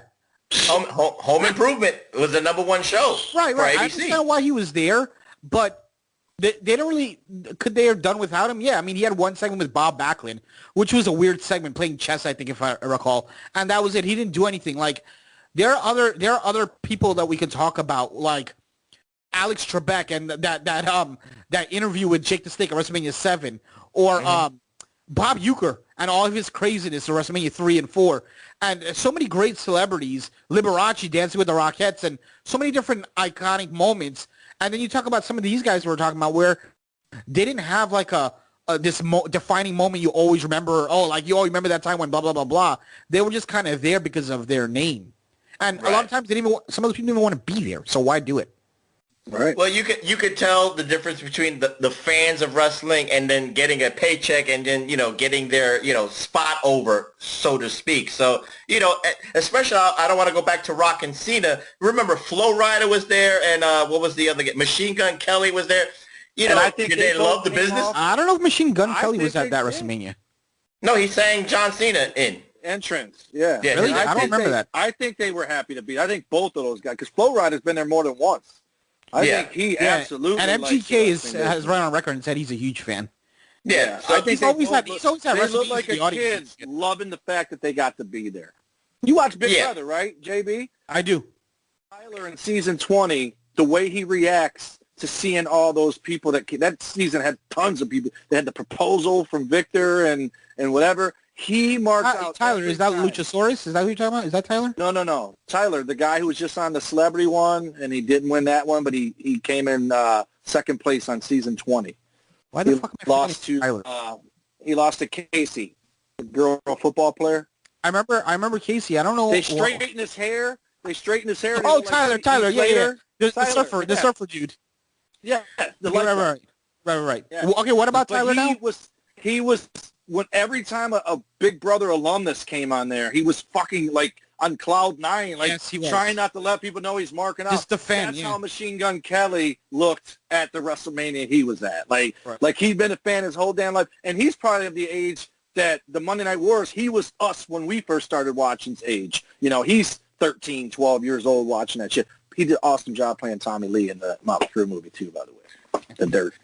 Ladies and gentlemen, welcome to the Big Brother Podcast here on the PWR Networks at PowerBeam.com. But anyway, let's get back into this. Machine Gun Kelly, you talking about? I'm talking about celebrities here, and then you talk about Big Brother semifinals or whatever, or the series finale winners and losers. Reaction to seeing people that you grew up watching. Hey, there's two wrestlers that are Big Brother alumni. So there's some relevance. Mr. Pectoris and Luchasaurus, whatever the fuck his name is. Luchasaurus, yeah. Mr. I liked them both on. I didn't see Mr. Spectacular on there, but I knew Austin. I liked him on there. Well, you know what, guys? You know, for the WrestleManias, the first one started at MSG. I had the opportunity to go to 20, but I was sick that weekend. So, at my job, there was perks. So I could have went to WrestleMania 20 for, that great moment. From where it started in MSG and where it has become, where it's, a week, like TW said, it's at the city. It's going to be in the city of Florida. Let's talk about like maybe 2 years ago, TW, like, it's a week. They do it in an arena for 20,000 people for the Hall of Fame. They do it in an arena for 20,000 people for NXT TakeOver. Then they go into a stadium, 70, 80,000 TW. You know, the maturation of the feeling of WrestleMania gets bigger every year. And Vince McMahon wants the experience to get bigger every year. Do you agree with that assessment, TW? Yeah, but the problem with it is at some point, like, the business ebbs and flows, right? Mm-hmm. Your follow-up to WrestleMania City, and it felt like, whoa, you know, like, what happened? You know, you went, even at 13, 14 years old, I'm like, wait a minute, we just went from 90. Why wouldn't you just go to fucking Silverdome every year? Because you knew, I think in hindsight, you knew you weren't coming anywhere near 93,000 again, you know, because it was Hogan versus Andre. What did you have?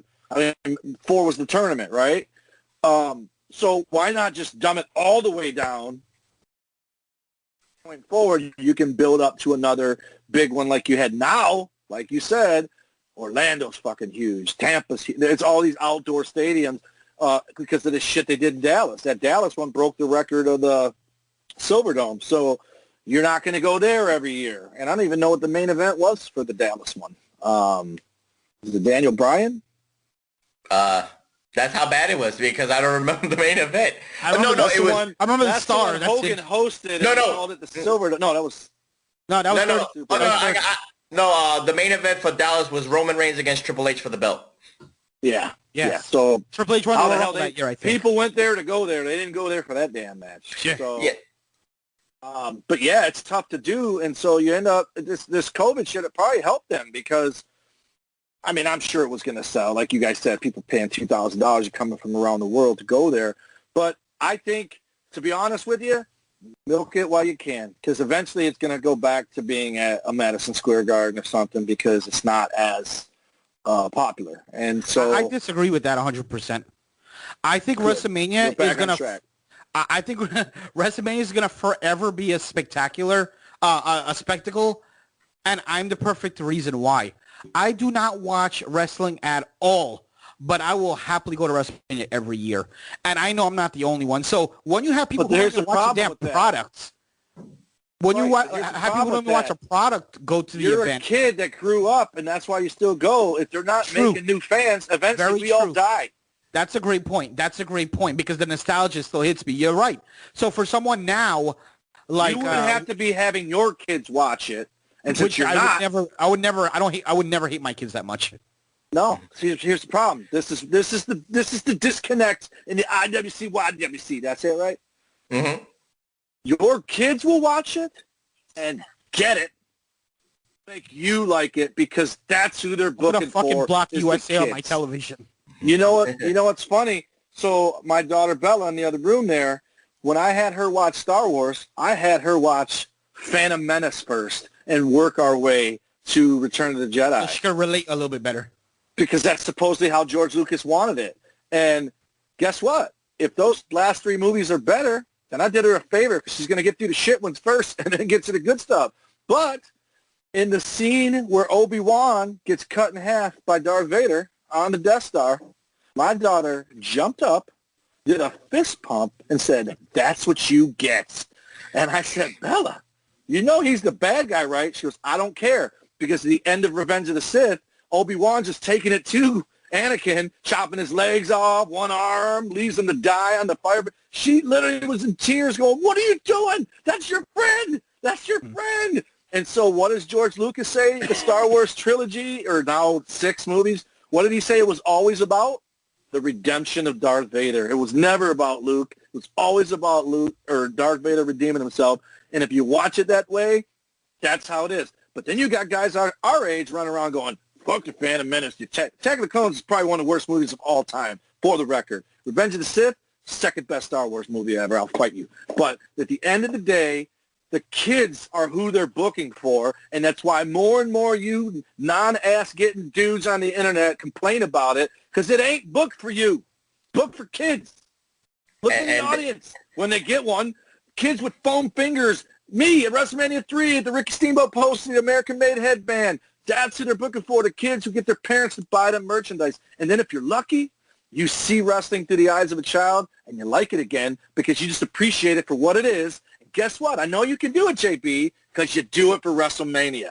You could do it all the time. These let the kids watch. These virginal non-titty wrestling fans of the IWC, YWC will not allow a kid to enjoy a WWE product. That's the problem with the IWC, YWC right now.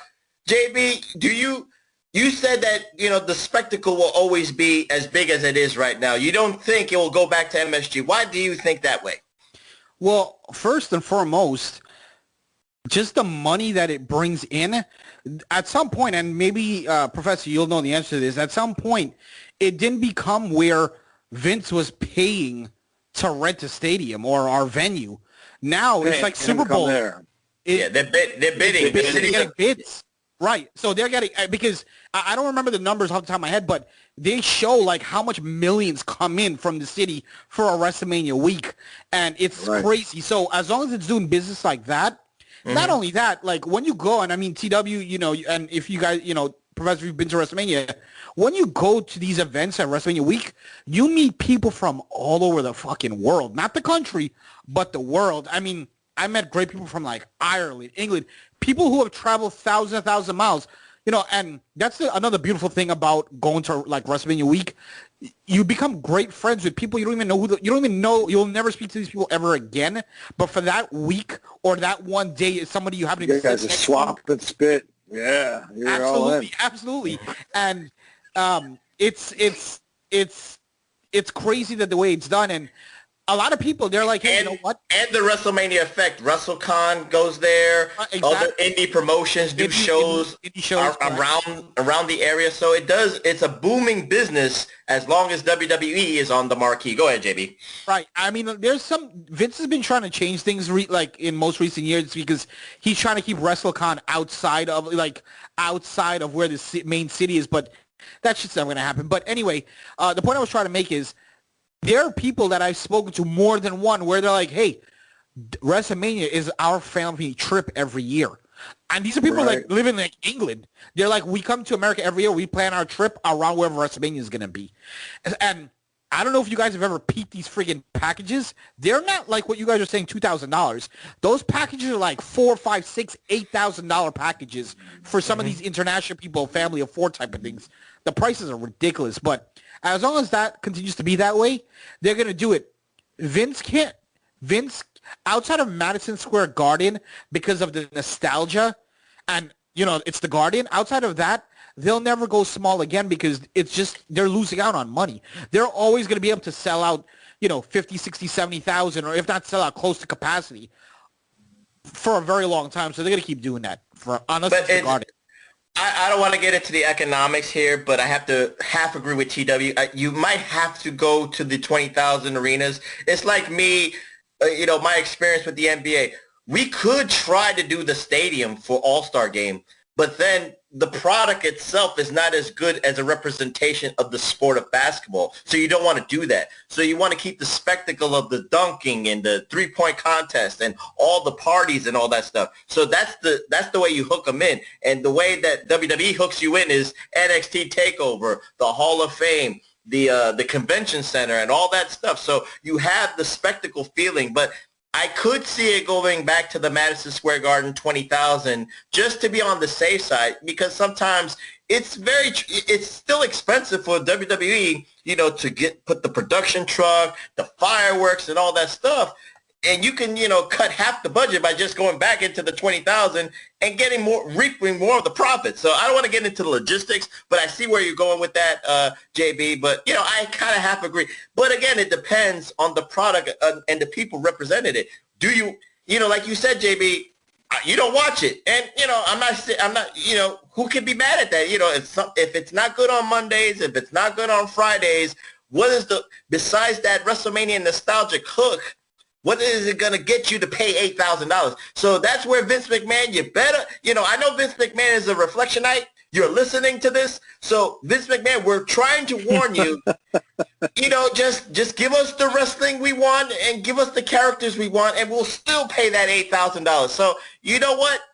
We could talk for 5 hours, but I don't want to but I don't want to tire out. This is not like the Justice Leagues. We can't go 4 hours. We could try to go 4 hours, but I don't want to do the Justice League endurance test here for all the Magnificent Seven members. So let's go to our greatest matches. And, you know, there's so many here. And I'm not going to go 1, 2, 3. You know, we could name, you know, Undertaker against Shawn Michaels. Their back-to-backs have been said on, you know, IWC, YWC Lore, the PWR Facebook fan page, Solid Monster. They've called that the greatest match in WrestleMania history. Some people have said the greatest match ever. But I dispute you. I dispute all of you because I will still say till the day I die. WrestleMania 3, Ricky the Dragon Steamboat, Macho Man Randy Savage for the Intercontinental title was the greatest match ever. Ever. No, I got to say it like Chris Jericho. So I'm going to go to TW first. You know, we don't have to go 1, 2, 3. I'm not going to even, that's it for me. I'm just going to say Steamboat Savage. You agree with me. You got another match to say what is one of the greatest WrestleMania matches ever? Steamboat Savage is 1. Mm-hmm. Savage Warriors 2. And number 3. Hey, that's it. I've never been more emotional in my life watching a wrestling show than watching that match. Mm-hmm. That match had me all over the place. And I don't want to undercut it, but at least got an honorable mention it is Brett vs. Owen in the beginning of 10. But Razor versus Michaels in the latter match is obviously balls. You know, and you know what? Fucking first TLC. I'm not a big Dudley Boy fan. I'm not a big Hardy Boy fan. The whole I like product. them individually. I'm not. But that match name as many all matches. 6 of those guys. Right. Name as many matches. You still didn't let me say my favorite moments. You let JB to his favorite moments. I didn't talk about his. Go ahead. No, TW. You're on a roll here. You got moments. You got matches. Go ahead. I'm not here to dispute it. My top moments, and this is after sitting here talking, I'm like, you know what? How the hell did I forget number 1? Nothing will ever make me feel the way I felt at the end of WrestleMania 8 when the Ultimate Warrior's music came on. He saved Hulk Hogan. Talk about a pop. Me and my 2 best friends, Bob and Dennis, if I got best friends that from wrestling, watching wrestling, it's those 2 guys. They promised me they would never, ever go to a WWF house show unless the Warrior was there. And I'm like, well, guess we're not going. And that dude's music hit. 3 high school dudes in sync, and I'm not talking about the boy band, baby, jumped up out of our seats, jumped up and down, looked at each other, and did the gayest 3-way hug of all time, and I'm sure there was some tears shed. And we looked at each other like, what? P.S. Not one of us didn't think that was the real Warrior. We knew that was our guy, and it was. And it was short-lived, but that moment, I will never feel that way ever. Nothing will make me feel the way I felt that moment. My second favorite moment is the moments in the ring when Eddie Guerrero and Chris Benoit hugged each other, because when Benoit won, he looked up and Eddie slid around. I'm choking up thinking about it. That is real. Yes. That moment right there, God bless Eddie. I know we're not supposed to talk about Benoit, but when he was here before he did that stuff, I liked him. And that moment, that was the 2, besides the birth of their children and their wives, marrying them, I'm sure that was their favorite moment in life. And at least in regards to the 2 of them, that was it. And then my third, which again is going to sound shocking because I just said I'm not really, the closest I've ever come to feeling like I did with the Warrior was when the Hardy Boys music hit for that WrestleMania when they came back, and the way the crowd reacted. When you saw people, I'm getting goosebumps thinking about me too. The look, me too. And I think that was Dallas. No, it wasn't Dallas. It was Orlando. I was there. And they had you thinking the New Day was putting themselves in that match. And then when the Hardy Boys, that one note hit, that place erupted. And that one is outdoor, right? That Orlando? Yes. The noise didn't leave the building. That's how loud that was. I guarantee you that moment, if you're there, Andre being slammed by Hogan doesn't even touch it because it was pure emotion. Those dudes lost their tag belts the night before for Ring of Honor, and the week before lost an hour down the Impact. street. Yeah, and so no one thought they were going to be there. How could they? They just wrestled for Ring of Honor last night. When that music hit, that place, I guarantee you there's people in that building who will never forget that for the rest of their life. Even people who probably didn't know who the hell they were because it was contagious. Once the people that knew popped, everyone popped. And Daniel Bryan, after he won the belt and the way that building, there was Monday Night Raws where that crowd cheered for Daniel Bryan. That made me go, wow, that's organic. That's real. People really, really, really like that guy. And it made me like him. Like, I didn't care about him one way or the other until it's a movement. Daniel, he just slowly built up steam to where everyone in the world loved him. Like, the people that hate Roman Reigns and John Cena loved him. The people that love John Cena and Roman Reigns loved him. He just, whatever. And so that moment when he won 2 matches, very much like Bret Hart, who lost 1-1-1, he wrestled 2 matches in one night, that place, I'm sure that's his favorite moment of all time, sans the birth of his children. Absolutely. And JB, I know that Santina Marella winning that women's Rumble at WrestleMania is one of your favorite moments. So go ahead. No, so I actually want to talk about a lot of the stuff TW just finished talking about. So I'm going to say this right now. During that era when the Hardy Boys came up, I wasn't watching WWE at the time. But I will tell you right now, when the Hardy Boys came out, I knew a little bit about them as Hardy Boys. More I followed them in their singles runs. When the Hardy Boys came out in WrestleMania 33, that is the second biggest pop I've ever given ever in wrestling. You've given it. That's the biggest pop I've ever heard. It was the second biggest pop that I lost my voice. Like, we recorded a lot of this shit, and you could hear me tell my brother, like, my voice is fucking gone. Like, you could hear it in the video because I yelled so loud. And let me tell you, the friggin'... And you were there, right? I was there. The rafters, bro, were shaking. I'm not even bullshitting. Right. They were shaking because nobody... fucking TV was shaking. Nobody expected them to be there. It was so obvious that New Day was going to be the team. Right. And then they say the Hardy Boys and the hits, and the place just erupts. So, I've 100%. Never seen nothing like it, man. Now, I'm going to go back to something else TW said in a second. The biggest pop I've ever had, and probably the greatest WrestleMania moment for me, and everyone's going to be like, what? But like you said, TW, it's subjective, right? But so much emotion for me was the opening, and because I was there, and I didn't know what was planned, the opening to WrestleMania 30 with Hogan, Austin, and then The Rock. That, I'm getting goosebumps again. Like, that opening was so amazing, and I enjoyed every second of that segment. And real quick before you change it, yesterday on my Facebook memories, one line, the opening with Austin, Rock, and Hogan has to be the greatest WrestleMania moment of all times.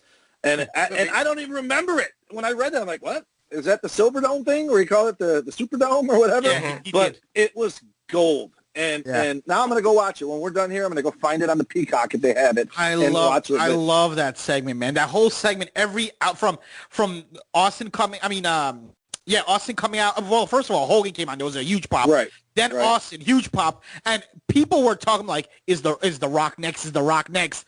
And his song hits, and everybody just goes ape shit crazy. And then you were there for that too? I was there for that. That was 30. Now, I also want to talk about this. I hope, like, at some point we talk about Brock and Undertaker, because I have something to say about that, but I'm going to hold off for that in a second. Daniel Bryan, I know I never went back and watched this WrestleMania, but yes, when Daniel Bryan won, the place went crazy. I will tell you this, though. As soon as this shit went off air and we were all leaving, there was not one fucking person talking about that match. Because everybody was still fucking stunned from what happened in the Undertaker match. Like, you would assume that if someone was to tell you, hey, the air went out the building when the Undertaker lost. If someone was to tell you, hey, Daniel Bryan was going to win. That was the same night? Yeah. If someone was to tell last? you, Daniel Bryan was on last. So listen, if someone was to tell you Daniel Bryan won the title, TW talk about the lead up and the build about this swelling. He finally wins the title. You would think from all the way outside, and I actually walked to my hotel, so I walked like a mile to my hotel, and not only me, there was thousands of people on the street walking to wherever the fuck they were going. Actually, everyone was going to Bourbon Street. That was in New Orleans, I remember. We were all walking to Bourbon Street, and you would think that everybody's just yesing it. Nope. Everybody was quiet. You could hear a pin drop. Right. I swear. Right. It was somber. It was a somber. Bro. People were I think up that's to me. now. I think they purposely didn't make it last for that reason. Yes. They made Daniel Bryan so people would leave happy, but it was Right, too but late. people did not leave happy. Grown men that I didn't know were coming up to me, like on my hugging shoulder. you. Yeah, bro. And here's the craziest part. You got some dick that night. No, listen, here's the craziest part. We were at a bar on Bourbon. We're drinking. This guy comes up to us and he's like, I can't believe it, man. I can't believe it. And the guy starts crying. And here's the craziest part. The dude is wearing a fucking Brock Lesnar shirt. And he's so bummed that Brock won. That's me with my Warrior shirt and Mad that Savage lost. I don't know if Professor wants to talk about the match now, but when that thing happened, you want to talk about it now, Professor? You want to hold off? Yeah, we can talk about it now. I mean, you know, it's part of the moments. I mean, Undertaker is part of the WrestleMania tradition. I forget the record right now, like 25-2. You know, that is still one of the greatest records in WrestleMania history. It's never going to be a challenge. It's never going to be beaten. No one's going to eclipse 25 wins, A. And B, no one's going to have that greatest winning percentage like The Undertaker had at 25-2. The entrance, people went, travel. They're going to have 27 matches, dude. Right. No, but people, just like JB said, people travel from Ireland, UK, Africa, India. South Africa, India to come to a WrestleMania just to pay $8,000 to see an Undertaker entrance. That's one of the reasons. And again, Undertaker is the mystique of it. Sometimes, this could parlay everything. Even with John Cena, if you do an entrance right, you will remember the entrance of a wrestler. So, JB, you want to expound on even The Undertaker, the entrance, the ambiance of those people. John Cena had a special entrance. HBK, Shawn Michaels, coming from the roof of the arena with all the white. And well, even that too with The Undertaker. Right. And he did the zip line entrance. So he did those white. No. The zipline entrance against Bret Hart and the Iron Man. I still think that's the best entrance ever, that zipline WrestleMania 12 entrance, for me at least. Well, but I can't think of it and not think of Owen. Like, it ruined, Owen dying the way he did ruined me appreciating those. You think about it. Because Sting does it a million fucking times, and I'm like, cringing, because Sting did it after he died. And I'm the same guy that does Sting's rig did Owen Hart's rig, actually. Oh. Yeah, it makes me cringe, man. Yeah. And I think Michaels came down weird for that, right? When he came down in the all white, he was being lowered by something. It was like a crane. It was a crane. Right, he was coming down the crane against Undertaker, so he was okay. So JB, talk about the entrances. You want to talk about Undertaker and everything? Add it on. Let's try to close it out with the entrances. Yeah, the entrances were. I mean, anytime it's an Undertaker entrance, regardless if you're in attendance or not. It's always like a spectacle. It's just the whole Undertaker package alone is a spectacle, and that in itself is like a 10-minute thing at WrestleMania. Just his entrance and what they do in the whole.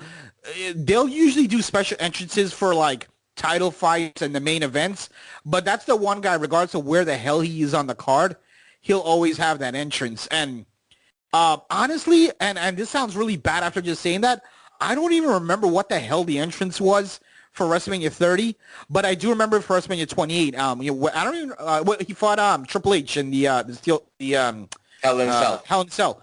That was a great entrance, but I just really want to say real quick about WrestleMania 30. When Brock beat Undertaker, everybody actually paused because we thought the referee fucked up, and we thought the referee made a mistake because they didn't hit I don't know how it came across on TV, but they didn't hit the music right away. And everyone's like, there's just chatter. Like, I don't know how this came across on television, but there's just like chatter. And then everybody simultaneously goes, oh, because you see on the screen up top, it says 21-1. And the music still hadn't hit, and then you hear the bell, and then you hear the music. And we were like... On TV, what happened? When I saw it, I was like, where's Vince? Vince is coming out to try to fix this. I thought it was a referee botch, so I thought Vince McMahon was going. I was waiting for his music to come out, and then I saw what you saw with the 21-1. So go ahead, JB. Yeah, so then everyone was like, "What?" And then they're showing like everybody in the audience, and then you see the Undertaker guy, which I actually had the pleasure of meeting that dude.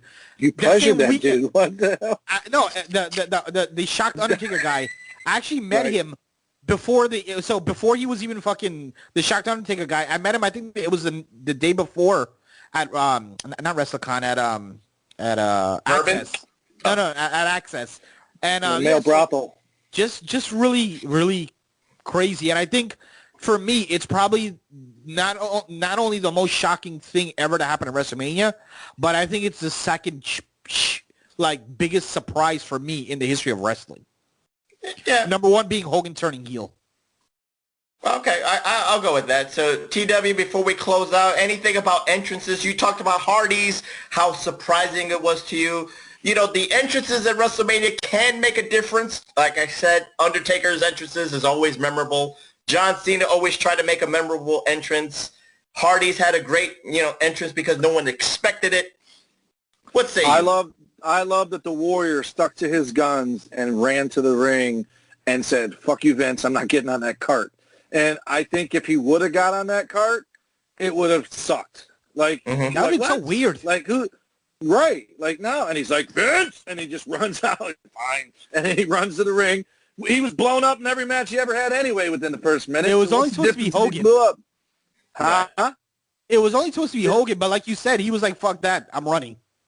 Mm-hmm. Hogan was supposed to be the only person not to go on that cart. Walked? Hogan walked. I've never watched it. I've never seen that in WrestleMania. Skydome? Yeah, it was a Skydome. Yeah. But didn't they had those mini rings twice? There was a WrestleMania, WrestleMania 3. Yeah, 3. Right. Mm-hmm. Hogan walked the whole way. Yeah. Well, Hogan walked in 3 because he got jealous of Roddy Piper's thunder. So let's let's end this with I'm going to try to throw a curveball with all your WrestleMania thoughts and memories. I do not want you to name a match that everybody will say is one of the best of all time. I'm trying to call it the untapped potential match. Hidden gem. That nobody thinks about, but, it's still memorable to you. And maybe people are like, "Oh, yeah, you're right, Professor. This is an untapped potential match." So I'm going to go first. It's subjective. So I say an untapped. Gotta go back to WrestleMania 3. Roddy Piper, adorable Adrian Adonis. It was Roddy Piper's quote-unquote last match in front of 93,000. He was the first guy to walk. He did not do the ring cart, and he felt the moment. He felt 93,000, and the way he looked all over. He even saw a little 13-year-old Tommy Wonder up in the cheap seats in the nosebleeds, and he had a smile on his face. And what I liked about that, and of course, I had the MSG networks. I was watching, the Saturday shows, and everybody, and they were amping up. This was Piper's quote-unquote final time in the ring. So I felt it. I got my goosebumps because I felt it, and I started respecting Piper. So that's my untapped potential match. It's not one of the great 5-star Meltzer classics, but like TW said, it had a story. It was intriguing. I was invested. And, of course, Piper winning and adorable Adrian Adonis getting the buzz cut is my untapped potential match of all time for WrestleMania. So I'm going to go to TW for an untapped potential match. All right, because I couldn't think of one. I did think of a moment that I thought, "Oh, this is my life all culminating together." I don't even remember what the match was, but it involved Lex, Perfect, and Michaels, which was my all-time favorite at the time, Lex, my new favorite, Shawn, and Mr. Perfect, who you could say is George Strait of wrestling at that time. You can't call him your favorite wrestler. He's probably number 3A in Austin's 3B to the 1A and the 1B of Shawn and Brett. But somehow I think it was it Perfect versus Luger? And then Michaels got involved when they ended up out in the street? Yes. And that led to the SummerSlam match of Shawn versus Perfect at SummerSlam. And here's a fun fact for you. I'm watching this match while I'm washing dishes. I got the Mr. Perfect DVD on my little drop DVD player in my cupboard. And I'm like, holy shit, these two wrestled each other? And then after I saw them pan out, I'm like, wow, they wrestled each other at SummerSlam? And I go, that's crazy. And then the next thing I see is me in the audience. And I'm like, how in the hell did I not remember seeing Shawn versus Perfect when I was there? I saw my buddies Dennis and Bob first because I was blocked by the referee. And then when the referee moved, there's me with my little Shawn Michaels glasses on, my mullet, everything else. It was the Lex versus Yoko SummerSlam, and I was there for it. Oh, 93. But that moment where Shawn, I think, was out in the street with Sherry, like partying or whatever, and Luger and Perfect were kicking each other's ass throughout the building and ended up outside, and Shawn and Perfect bumped into each other or something, and that Shawn and Luger were talking in the back. Perfect went after Luger. Shawn attacked Luger. So it wasn't a match. It was just a segment. Mm-hmm. It was a segment. Yeah. All right. Yep. That's your untapped moment of all time. Yeah, because for me personally, it was what it was. Luger's my guy. Hold on. Mm-hmm. Luger's my guy. Right there. Lex is my dude. Shawn's my dude now, and Perfect is everybody's dude. And it was just, and it led to a match that I actually saw live and didn't even remember seeing it. Because again, it goes back to what JB said. You don't remember shit except being there, right? And you know what? You know why I probably don't remember Shawn and Perfect? Because I left there mad as fuck that Lex won by disqualification. That's why. That's how I left that building. My guy is going to finally become the WWF World Champion, but doesn't, and they still have the nerve to drop the balloons. I'm still mad about it. Gotcha. All right, JB, let's close it out. Your untapped potential moment or match of WrestleMania of all time. So I know you said nothing like that everybody says is the greatest, and because for me, Taker HBK 1 is the greatest. But tell me if this qualifies, and if it does not qualify, I'll choose another one. But I would have to say WrestleMania 8, Bret Hart versus Roddy Piper for the Intercontinental title. Does that qualify? That qualifies as untapped potential. I go with that. It's a simple match, overlooked. Very simple match, but so much story. And I love the finish. Since Warrior Hogan, it was the first time that two faces, faced off. And just the story behind it and the build, I loved. And also, again, with the moment, Roddy Piper was always one of my biggest, I was one of his biggest fans, and I met him at WrestleMania 28 for Access, and literally we spent 5 minutes talking about that exact match. And so that whole thing, that whole package, that's my hidden gem right there. That comes full circle. You know what's cool about that? You know what's cool about that? Is these days, and I think this is why I favor Bret over Shawn, if you actually back me in the corner, so many people talk shit about Bret Hart. Yeah. But Roddy because of his attitude. Whatever. He's a fucking grumpy old man. We all become that one day if we're lucky. So, but Roddy Piper, name another time someone pinned him in the ring clean. Yeah. Period. He does not take pins. Period. Even Hogan. WWF. You could give me a WCW. He got pinned clean with the coolest finish, made Bret look like $1 million because of the respect he had for Bret Hart. He's already talked about Austin saying it. Anyone who's got anything bad to say about Bret, 99% of the time it's because they didn't get what they wanted and he got it. It's professional jealousy, and now people talk so much shit about him. There's other podcasts, they all fucking heel on him, and I'm like, whatever, man. That guy got a raw deal, and P.S., Goldberg ended his fucking career and pretty much led to his stroke that he had on his bike by his damn self in Hawaii, and he had to drag himself back. So he had a pretty rough ending to his career. So forgive him if he's a little grumpy about it. And oh, by the way, remember how his WWF career ended? That was kind of shitty, too. I still don't think he was in on it. And anyone that says otherwise, then he's fucking sticking to his guns if he wants to go down. He's gonna stick it to his grave. We don't know, but Bret Hart has anything to do with it. Bret Hart has a great legacy, a great WrestleMania legacy. We cannot dispute that. So with that being said, again, we're not going to go. Number one, Dan. Can I ask one last question to both you guys? Okay. And before you blurt out an answer, just think about it. I think I already know what TW's answer is because it's a little biased, but just think about it for a second.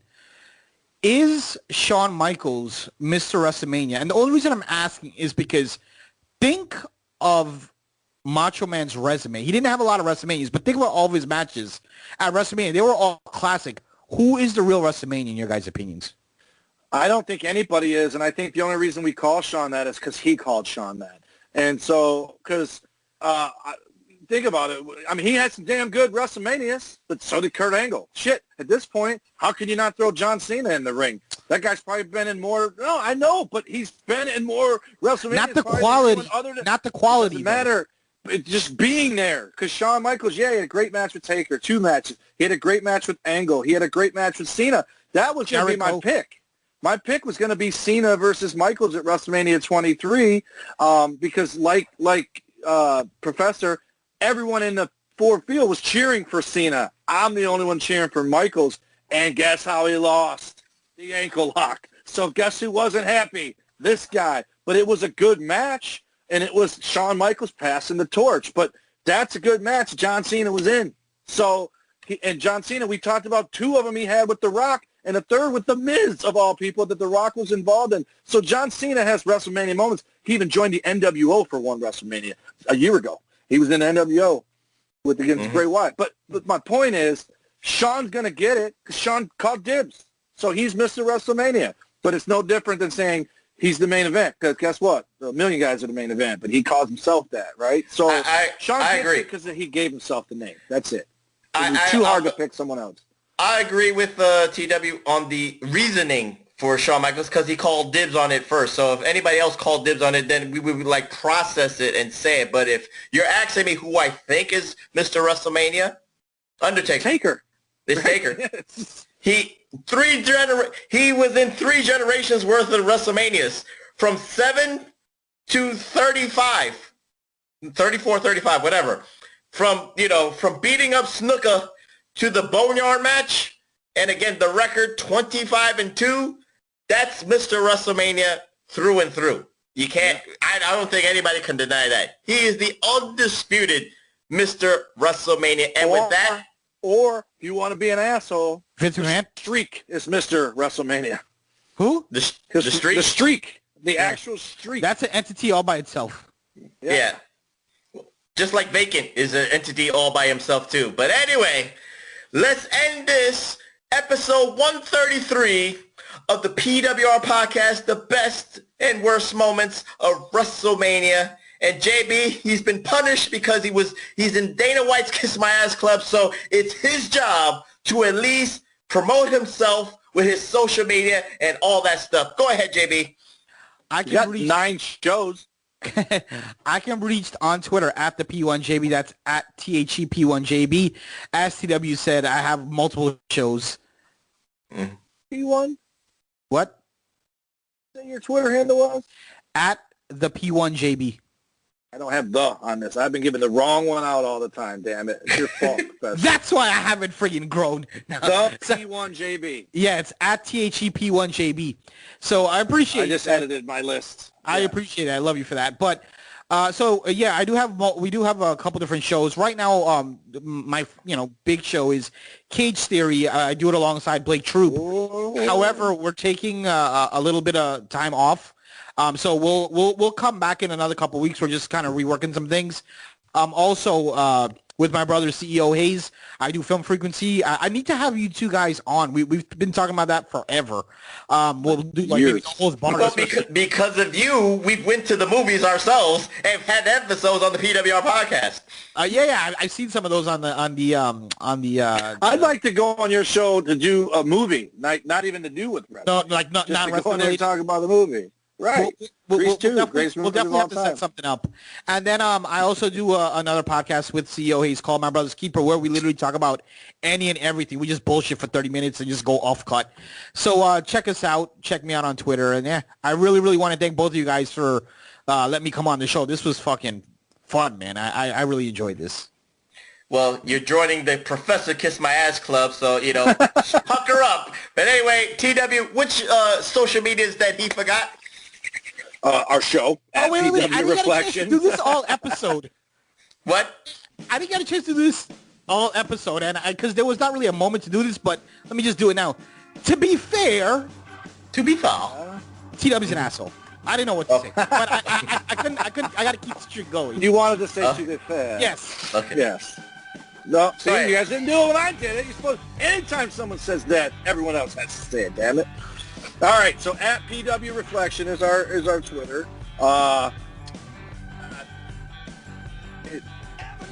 Ray Hernandez now. He doesn't have the show at the end no more. He got rid of the BS too. No more Big Show.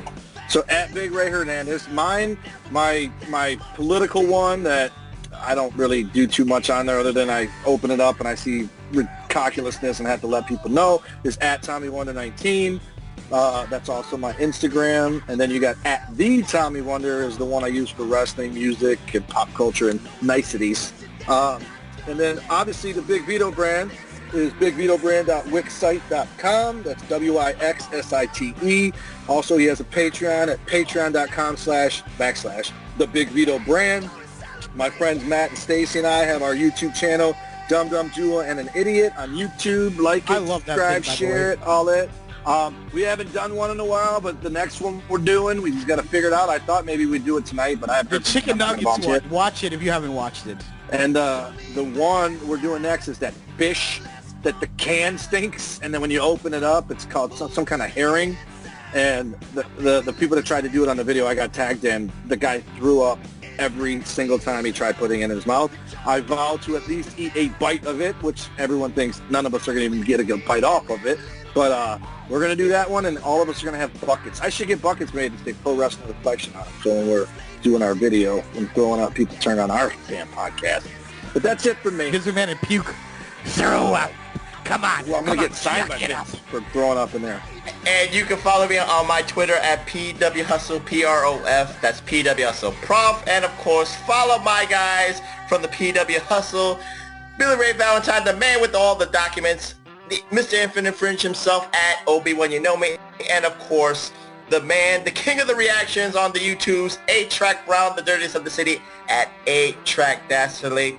You know, this was a fun episode of just shooting the shit, going in the boardroom, talking about WrestleManias. You know, if we talked about WrestleMania 1 through 37, we would have clipped Justice League movie. It would have been about a 10-hour show, and we would have lost the Magnificent Seven. It would have been down to the Donnie Wonders. That's what it would have been called. But anyway, I don't know what we're going to do next time, but don't worry. I'll slide into these guys' DMs, no homo, and we will find a show. Arquette's greatest moments.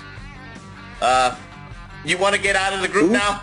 Do you want me to kick you out of the group? You already, you begged the professor to come back into the fold, the family, and you want to say some ridiculousness like that? Nah, we'll see about that. But anyway, I'm the professor. That's Mr. Wonderful Dum Dum Duo Idiot TW. And that's the prodigal one, Mr. UFC JB, saying good night, and we'll see you next time here at the PWR Podcast. Where's your grunt?